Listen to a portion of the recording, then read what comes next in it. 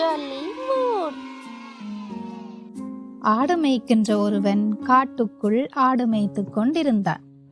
அது ஒரு மழைக்காலம் என்பதனால் காட்டுக்குள் ஆடுகளுக்கு போதிய அளவு உணவு கிடைக்கவில்லை.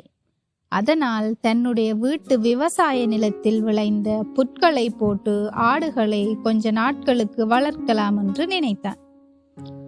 அந்த நேரத்தில் சில காட்டு ஆடுகளும் அவனுடைய மந்தையில் வந்து சேர்ந்து விட்டன. அந்த ஆடுகளுக்கும் புற்களை கொடுத்ததும் அவை அங்கேயே தங்கிக் கொண்டன. செலவு இல்லாமல் நிறைய ஆடுகள் கிடைத்து விட்டது என்று ஆடு மேய்ப்பவன் ரொம்ப மகிழ்ச்சி அடைந்தான்.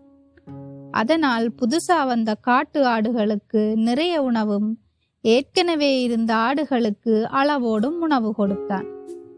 மழைக்காலம் முடிந்ததும் அந்த காட்டு ஆடுகள் தங்களுடைய வாழ்விடமான காட்டுக்குள் போக ஆரம்பித்தன. அதை பார்த்த ஆடு மேய்ப்பவனுக்கு ரொம்ப வருத்தமாக இருந்தது.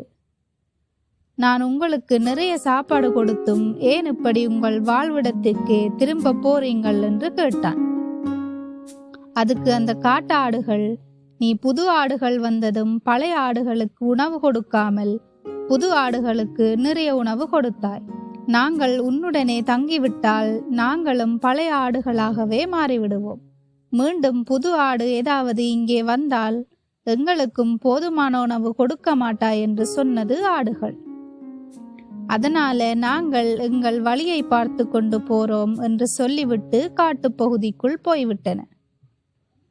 புது ஆடுகள் வந்ததும் பழைய ஆடுகளுக்கு உணவு சரியாக கொடுக்காமல் விட்டதை நினைத்து வருத்தமடைந்தான் ஆடு மேய்ப்பவன்.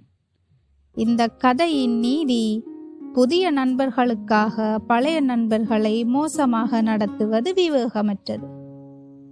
இந்த மாதிரி கார்ட்டூன் வீடியோஸ் தொடர்ந்து பார்க்க ஜாலிவுட் சேனலை சப்ஸ்கிரைப் செய்யுங்கள்.